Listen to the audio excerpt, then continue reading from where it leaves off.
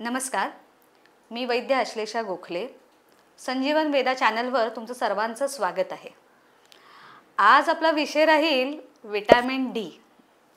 Vitamin D म्हटल्यावरती सगळ्यांचे डोळे विस्फारले असतील, कारण विटॅमिन डी विषयच असा आहे की आता बघतोय आपण की सेल्फ मेडिकेशन फार सुरू झालं आहे विटॅमिन डीसाठी. आधी आपण विटॅमिन डी हे कन्सेप्टच नीट समजून घेऊया की विटॅमिन डी आपल्याला कसं मिळतं, शरीरात त्याचा कसा शरीरात अब्झॉर्प्शन होतं आहे हे आधी आपण बघूया.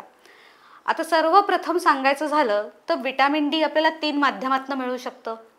एक तर आहे ऊन. सर्वांनाच माहिती आहे की उन्हात जाऊन उभं राहायला पाहिजे तर विटॅमिन डी आपल्याला मिळणार आहे. पण आता उन्हात जाऊन उभं राहिल्यावरती विटॅमिन डी कसं मिळतं? आता त्याचं उदाहरण द्यायचं झालं तर तुम्हाला माहिती आहे की आपल्या स्किनच्या मार्फत विटॅमिन डी अब्झॉर्ब होतं. आता विटॅमिन डी स्किन मार्फत अब्झॉर्ब होतं, मग कुठे जातं? आता स्किनमधून विटॅमिन डी ब्लड स्ट्रीममधून लिव्हरला पोचतं. आता लिव्हरमध्ये फॅट सॉल्युबल विटॅमिन म्हणून त्याचा वापर होतो. म्हणजे विटॅमिन डीचं तिथे फॅट असायलाच पाहिजे, जे आपण तुपाच्या माध्यमातून आपण ऐकलं आहे की तूप अशी गोष्ट आहे की ज्याच्यामुळे विटॅमिनचं वगैरे पचन होतं. जेव्हा हे ब्लड स्ट्रीमच्या माध्यमातून विटॅमिन डी तिकडे पोचणार आहे त्याचं कन्व्हर्जन होतं, एक कॅल्सिडॉल म्हणून कन्व्हर्जन होतं. आता ह्याच्यात जास्त डीप नको जायला, पण तुम्हाला सांगायला हरकत नाही की हे तिथे स्टोअर होतं. आता जेव्हा लिव्हरमध्ये जेव्हा ते स्टोअर होणार आहे तर आपल्या शरीराला कसं मिळणार आहे? तिथून पुढे किडनीकडे जातं ब्लड स्ट्रीममधून. किडनीमध्ये गेल्यावर त्याचं कन्व्हर्जन कॅल्सिट्रॉलमध्ये होतं आणि जेव्हा किडनीमध्ये त्याचं कन्व्हर्जन होतं पुढे जाऊन अब्झॉर्प्शन होतं. म्हणजे पुढे जाऊन विटॅमिन डीमुळे आपल्या शरीरात कॅल्शियम अब्झॉर्प्शन होतं, इतर गोष्टी होतात. थोडक्यात सांगायचं हार्टपर्यंत विटॅमिन डी पोचतं. सगळीकडे पोचायला पाहिजे ना, त्याशिवाय विटॅमिन डीचं महत्त्व कसं समजणार आहे? म्हणजे आपलं बोन मिनरल्ससाठी सुद्धा ते गरजेचं आहे. मग तुम्ही विचार करा विटॅमिन डी किती आवश्यक घटक आहे. स्त्रियांना तर त्यांचा मेन्स्ट्रुअल सायकल नॉर्मल ठेवण्यासाठी सुद्धा विटॅमिन डीची आवश्यकता आहे, कारण त्यामुळे हॉर्मोन्स नॉर्मल राहतात. म्हणजे हॉर्मोन इम्बॅलन्स जो होत असतो त्याच्यामध्ये सुद्धा विटॅमिन डीची रिक्वायरमेंट आहे. पण आता हे सगळं स्किन मार्फत जाणार आहे, म्हणजे थोडक्यात तुमचे हात असो, पाय असो, चेहऱ्यावरनं. पण एक गंमत सांगू का? तुम्ही हीच गोष्ट होऊ देत नाही. म्हणजे कसं? आपण बऱ्याचदा त्याच्यावर सोप्स वापरतो, लोशन्स वापरतो, मॉइश्चरायझर्स वापरतो. आता तर खूप अतिप्रमाणामध्ये आपण सगळ्या गोष्टी वापरतोय. पण त्याचा परिणाम असं होतो किंवा काही बायका तर कवर करतात. कवर केल्यामुळे अजूनच आपण एक्सपोज होत नाही सूर्याला. त्यामुळे काय होतं आहे की या सगळ्याचा एक लेयर तयार होतो त्वचेवर, आणि ते लेयर तयार झाल्यामुळे अल्ट्राव्हायोलेट रेसमुळे अब्झॉर्प्शन होत नाही.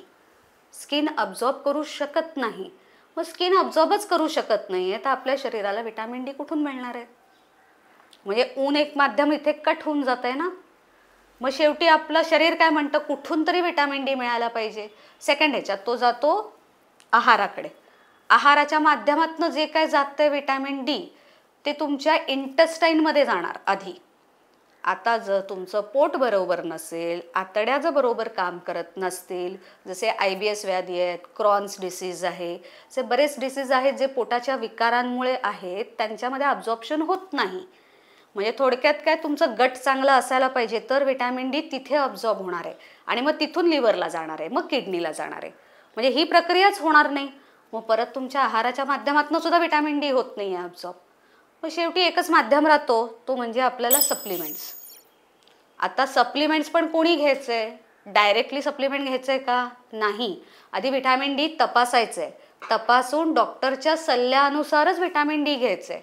स्वतःच्या मनाने विटॅमिन डी घेऊ नका, कारण विटॅमिन डी पचवण्याची शक्ती लिव्हरकडे जास्त नसते. मग हे नसल्यामुळे मग ते टॉक्सिक लेवलला जाऊन पोचू शकतं. म्हणजे कुठलीही गोष्ट जास्त प्रमाणात घेणं शरीराला गरजेचं नाही, हे लक्षात ठेवायचं आहे. त्यामुळे आता तुम्हाला थोडक्यात सांगायचं, विटॅमिन डी कन्सेप्ट समजला का? म्हणजे विटॅमिन डी शरीराला अत्यावश्यक घटक पण आहे, पण त्याचबरोबर तुमचं लिव्हर, किडनी, ऑर्गनसुद्धा चांगले काम करत असायला पाहिजे. आता तुम्ही बघाल की वयस्कर लोकांना जास्त करून विटॅमिन डी सप्लिमेंट्स घेण्याची गरज भासते, कारण त्यांच्यामध्ये त्वचेमधून विटॅमिन डी अब्झॉर्प्शन फार कमी होतं, कारण सुरकुत्या पडायला लागतात. त्यामुळे विटॅमिन डी अब्झॉर्प्शन होत नाही तिकडे, त्यांचं स्किन काम करत नाही. अशा वेळेला त्यांना विटॅमिन डी सप्लिमेंटच्या मार्फत घेणं आवश्यक असतं, कारण त्यांच्या पोटामधून सुद्धा आतड्यांमधनं पण अब्झॉर्प्शन कमी होतं, त्यामुळे त्या लोकांना गरजेचं असतं. पण आता यंगस्टर्स लोकांनी, लहान मुलांनी तर उन्हात जाऊन उभं राहायला हरकत नाही ना, अर्धा तास काहीच हरकत नाही. मग आता तुम्ही म्हणाल की आता सोप नाही वापरायचं तर काय वापरायचं? मी आयुर्वेदातलं सांगू का तुम्हाला? विटॅमिन डी साठी उत्तम उपाय सांगितलाय. तिळाचं तेल लावा छान शरीराला आणि उन्हात जाऊन 10-15 मिनिटं थांबा, तुमचं विटॅमिन डी अब्झॉर्प्शन चांगलं होणार आहे. दुसरं म्हणजे शरीराला नॅचरल सोप्स वापरा, म्हणजे जे तुम्ही घरी बनवत असाल, विदाऊट केमिकल्स जे बनवत असाल. दुसरी गोष्ट, उटणं वापरू शकताय.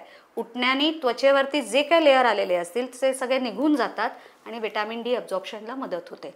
आणि आयुर्वेदात पहिलं महत्त्वाचं सांगितलं विटॅमिन डी अब्झॉर्प्शनसाठी महत्त्वाचं काय आहे तर तुमचं अन्न पचन नीट होणं गरजेचं आहे.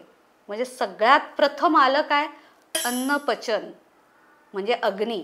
हे सगळं जर चांगलं असेल तर विटॅमिन डी अब्झॉर्प्शन शरीरात खूप चांगल्या पद्धतीने होईल.